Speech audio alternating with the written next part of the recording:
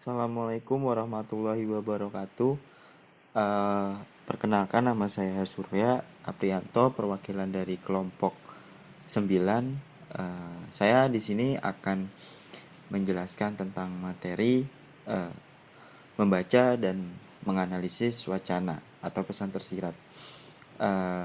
Segala puji bagi Allah Subhanahu wa Ta'ala yang telah memberikan kami kemudahan sehingga kami dapat menyelesaikan makalah ini dengan tepat dan waktu. Tanpa pertolongannya tentunya kami tidak akan sanggup untuk menyelesaikan makalah ini dengan baik. Salawat serta salam semoga terlimpahkan curahkan kepada baginda tercinta, yaitu Nabi besar Muhammad SAW, yang kita nantikan syafaatnya di akhir nanti. Kami mengucapkan syukur kepada Allah Subhanahu wa Ta'ala atas limpahan nikmat sehatnya, baik itu berupa sehat fisik maupun akal pikiran, sehingga kami mampu untuk menyelesaikan pembuatan makalah sebagai tugas dari mata kuliah Bahasa Indonesia. Kami tentunya menyadari bahwa makalah ini masih jauh dari kata sempurna dan masih banyak terdapat kesalahan serta kekurangan di dalamnya. Untuk itu, kami mengharapkan kritik serta saran dari pembaca untuk makalah ini, supaya makalah ini nantinya dapat menjadi makalah yang lebih baik lagi.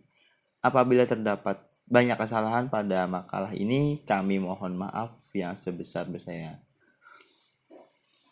Demikian makalah ini dapat bermanfaat.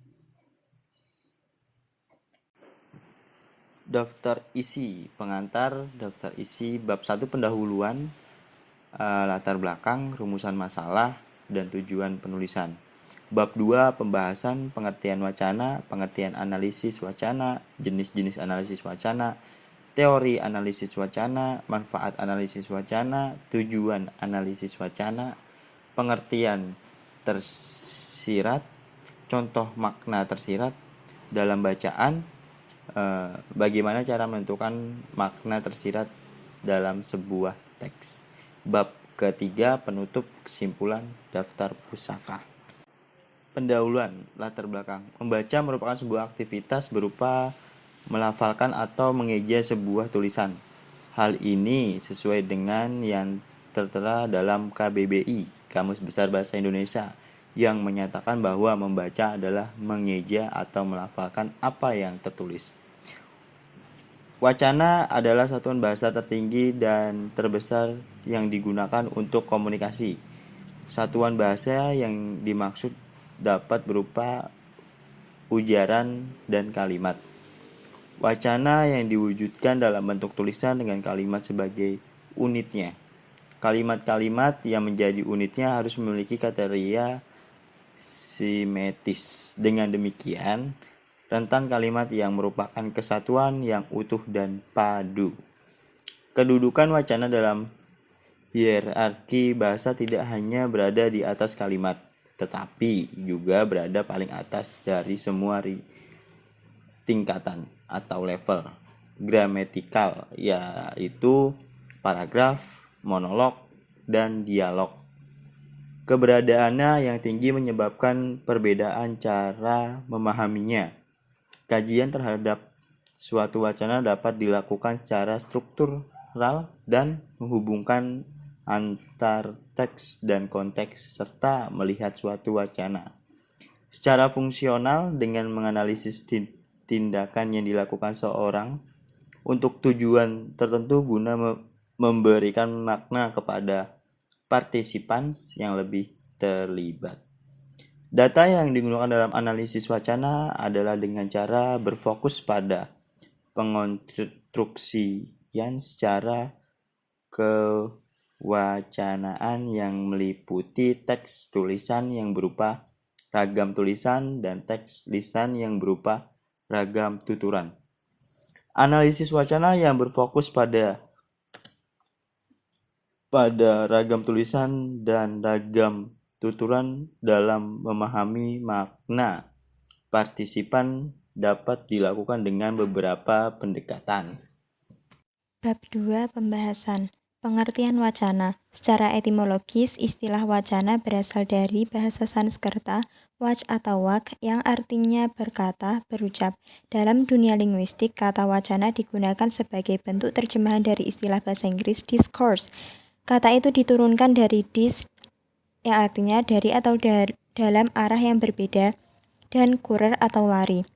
Dalam perkembangannya, kata discourse lebih banyak digunakan oleh para ahli bahasa dalam kajian linguistik, sedangkan istilah diskursus beserta bentuk adjektifnya diskursif lebih banyak digunakan oleh para ilmuwan sosial.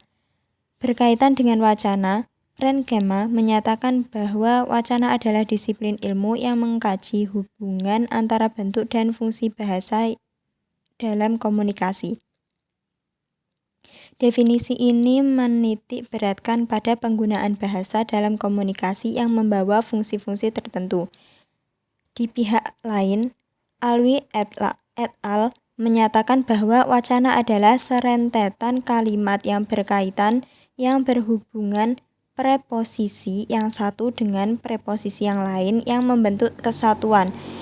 Definisi ini memandang wacana merupakan kalimat-kalimat yang saling berkaitan antara yang satu dengan yang lain dan membentuk satu kesatuan yang utuh. Pengertian analisis wacana. Analisis wacana merupakan suatu kajian yang meneliti dan menganalisis bahasa yang digunakan secara alamiah, baik dalam bentuk tulisan maupun lisan terhadap para pengguna sebagai suatu elemen masyarakat. Kajian terhadap suatu wacana dapat dilakukan secara struktural dengan menghubungkan antara teks dan konteks, serta melihat suatu wacana secara fungsional dengan menganalisis tindakan yang dilakukan seseorang untuk tujuan tertentu guna memberikan makna kepada partisipan yang terlibat. Data yang digunakan dalam analisis wacana adalah dengan cara berfokus pada pengonstruksian secara kewacanan yang meliputi teks tulis yang berupa ragam tulisan dan teks lisan yang berupa ragam tuturan. Analisis wacana yang berfokus pada ragam tulisan dan ragam tuturan dalam memahami makna partisipan dapat dilakukan dengan beberapa pendekatan. Jenis-jenis analisis wacana dengan cara melihat posisi dari suatu peneliti dalam perspektif kritis. Analisis wacana bisa juga diklasifikasikan menjadi beberapa bagian. Bertolak dengan cara demikian, maka analisis wacana dalam kajian komunikasi juga akan bisa terbagi menjadi 4 jenis, yakni 1. Wacana representasi atau discourse of representation, bersifat positivistik, modernisme. Peneliti ini juga terpisah dari objek yang diteliti dan mempersepsi objek serta membuat representasi realitas dalam bentuk pengungkapan bahasa maupun tidak bersifat kritikal. 2. Wacana pemahaman atau wacana interpretif atau discourse of postmodernism, bersifat interpretif modernis. Antara peneliti dengan objek atau realitas yang akan diteliti tidak akan terpisah. Realitas juga didefinisikan oleh peneliti melalui interaksi antara yang mengetahui, yaitu subjek peneliti atau informan, dengan pengetahuan atau sumber-sumber literatur. Peneliti menstruktur observasi yang karena itu menstruktur apa yang diketahui atau realitas dan tidak bersifat kritikal. Yang ketiga, wacana keraguan-raguan atau discourse of suspicion, bersifat struktural maupun kritikal modernis.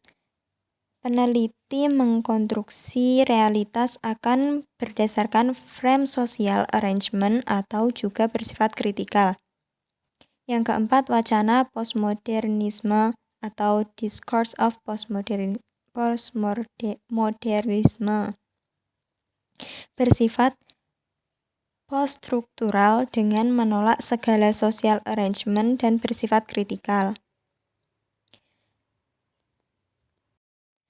Teori analisis wacana. Yang pertama, teori wacana Bakhtinian. Bakhtin cenderung akan memahami wacana sebagai tuturan, yakni pertalian antara suara penutur dengan suara orang lain yang akan terimplikasi dalam tuturan penutur itu. Bakhtin atau kawan-kawan membuat beberapa tipologi wacana sebagai berikut, yakni pertama, wacana linier. Merupakan wacana yang akan memandang wacana lain hanya dalam sebuah garis besar dengan batas-batas eksternal yang jelas dengan adanya meminimalkan individualitas internalnya. Contoh dalam wacana ini adalah puisi. Puisi juga akan cenderung menenggelamkan aneka suara dalam satu kesatuan suasana, yakni suasana penutur. Tuturan lain dalam puisi direduksi sedemikian rupa sehingga yang tersisa hanya garis besarnya saja. Kedua, wacana piktural. Ialah wacana yang dengan akan tangkas ataupun halus bisa menerobos wacana lain, baik itu dalam bentuk komentar maupun juga ejekan. Seperti misalnya wayang. Dalam wayang, dalang dapat memberikan komentar atau penilaian terhadap tokoh-tokohnya. Nah, maka sebaliknya, tokoh-tokoh bisa juga melakukan protes terhadap dalang. Ketiga, dalam hal ini Bakhtin dan kawan-kawan juga bisa membagi wacana menjadi dua macam, yaitu wacana satu suara dan wacana suara ganda. Wacana satu suara akan menyertai wacana linier dan wacana piktural, dan lalu sedangkan wacana suara ganda meliputi stilisasi, sketch, parodi, atau polemik terselubung. Yang kedua, ada teori wacana Althusser.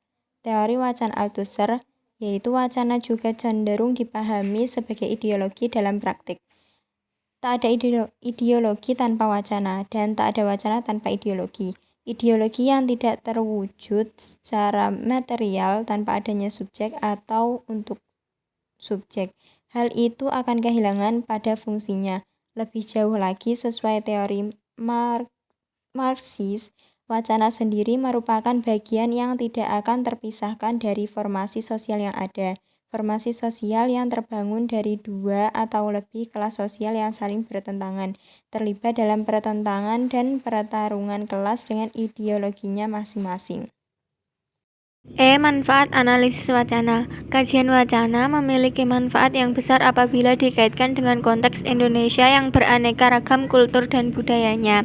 Manfaat tersebut antara lain sebagai berikut. A. Dapat membantu masyarakat dapat memahami berbagai permasalahan yang sering terjadi sekaligus mencari solusinya. Dengan adanya analisis wacana, juga dapat membantu masyarakat untuk berpikir keras dalam bisa menghadapi berbagai permasalahan yang ada di dalam masyarakat. Contohnya saja, kajian wacana akan dapat membantu dalam mendalami permasalahan berikut, mencari solusi atas berbagai masalah, contohnya banjir yang akan selalu melanda ibu kota setiap tahun, memahami bursa percalonan presiden, menangani permasalahan yang berkaitan dengan pengemis yang akan menjamur di mana-mana, kemacetan lalu lintas, atau yang lain sebagainya. B. Sebagai bahan pertimbangan untuk dapat menentukan langkah yang akan diambil dengan setelah melihat fakta yang akan berkembang di masyarakat. Dalam sebuah analisis wacana, pasti di dalamnya terdapat berbagai pandangan yang akan didukung oleh pemikiran-pemikiran yang logika.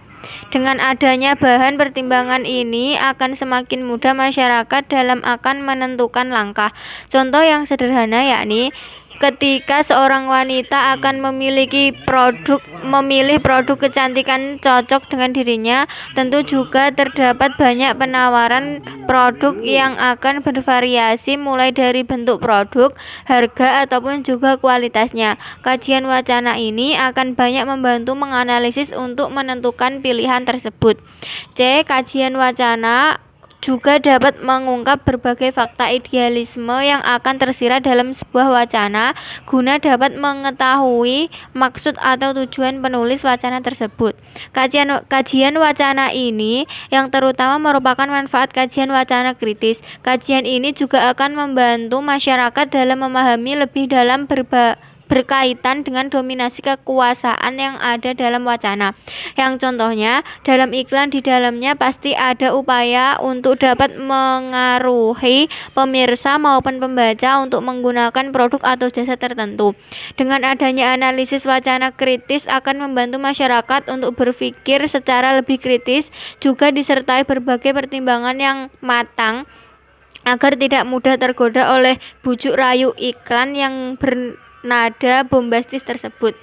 D. Membongkar nilai-nilai yang akan terkandung dalam sebuah wacana. Nilai-nilai ini tentunya adalah nilai-nilai kebenaran yang sebenarnya bukan sekedar kamuflase.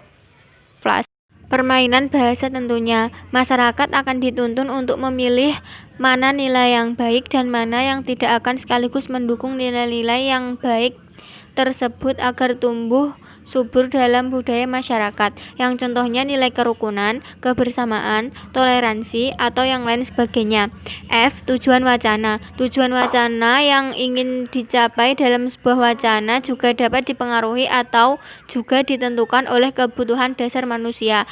Ada 4 kebutuhan dasar yang dapat mempengaruhi wacana. Yang pertama, keinginan untuk dapat memberi informasi kepada orang lain atau juga memperoleh informasi dari orang lain akan mengenai sesuatu hal.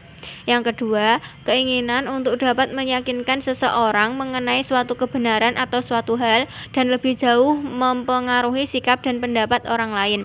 Ketiga, keinginan untuk dapat menggambarkan atau menceritakan bagaimana bentuk atau wujud suatu barang atau objek, atau mendeskripsikan cita rasa suatu benda, hal, atau bunyi.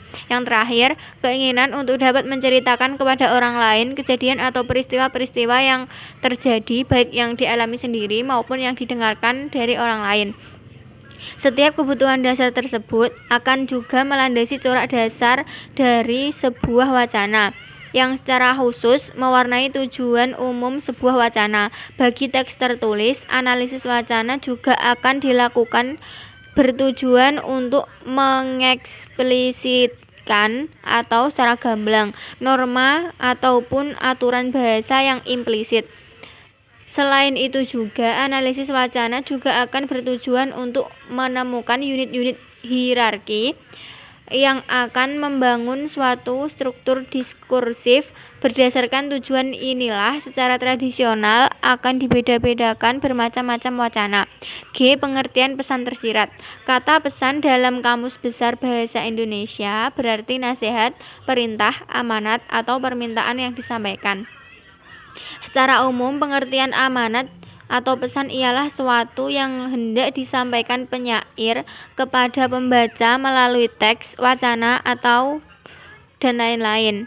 Amanat yang disampaikan oleh pengarang dapat ditelaah oleh si pembaca ketika telah memahami maksud dari tema wacana tersebut. Amanat merupakan suatu hal yang mendorong penulis dalam membuat wacana. Amanat tersirat di balik kata-kata yang telah tersusun dan juga terletak di balik tema yang diungkapkan. Tersirat ialah maksud atau makna pembicaraan atau tulisan yang tidak disampaikan secara gamblang tetapi secara tersembunyi, yang hanya dapat dimengerti dengan benar-benar memahami keseluruhan pembicaraan atau tulisan. Contoh bagaimana cara menemukan makna tersirat dalam sebuah teks? Caranya yaitu 1. Membaca teks tersebut dengan teliti. 2. Memperhatikan pola pengembangan kalimat pada teks. 3. Carilah kata-kata yang memiliki arti kiasan yang tepat. Pula di saat matahari sudah di atas awan. Makna tersirat bisa pula begini. Ratna berjalan dengan tenang. Kepalanya menunduk, langkahnya pelan dan tak peduli sesekali kakinya terkena batu. Tangannya menggenggam erat sebuah kertas. Kertas itu adalah sebuah surat yang ia terima tadi pagi. Nah, makna tersirat dari penggalan teks di atas adalah Ratna dengan bersedih karena ia berjalan dengan menunduk dan tidak peduli kakinya yang terkena batu. Bab 3 penutup. Kesimpulan. Wacana adalah satuan bahasa tertinggi dan terbesar yang digunakan untuk komunikasi. Satuan bahasa yang dimaksud dapat berupa ujaran dan kalimat. Wacana yang diwujudkan dalam bentuk tulis dengan kalimat sebagai unitnya. Kalimat-kalimat yang menjadi unitnya harus memiliki keterkaitan semantis. Dengan demikian, rentetan kalimat itu merupakan kesatuan yang utuh dan padu. Analisis wacana merupakan suatu kajian yang meneliti atau menganalisis bahasa yang digunakan secara alamiah, baik dalam bentuk tulis maupun lisan terhadap para pengguna sebagai suatu elemen masyarakat. Bertolak dengan cara demikian, maka analisis wacana dalam kajian komunikasi juga akan bisa terbagi menjadi 4 jenis, yakni wacana representasi, 2 wacana pemahaman atau wacana interpretif, 3 wacana keraguan-raguan, 4 wacana postmodernisme. Teori analisis wacana. Teori wacana Bakhtinian. Bakhtin atau kawan-kawan membuat beberapa tipologi wacana sebagai berikut, yakni pertama, wacana linier merupakan wacana yang akan memandang wacana lain hanya dalam sebuah garis besar dengan batas-batas eksternal yang jelas dengan adanya minimalkan individualitas internalnya. Kedua, wacana piktural ialah wacana yang dengan akan tangkas ataupun halus bisa menerobos wacana lain, baik itu dalam bentuk komentar maupun juga ejekan.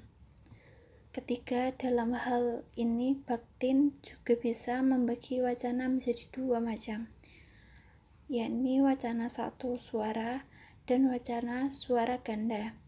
Wacana satu suara akan menyertai wacana linier dan wacana piktural. Teori wacana Althusser. Teori wacana Althusser. Wacana juga cenderung dipahami sebagai ideologi dalam praktik.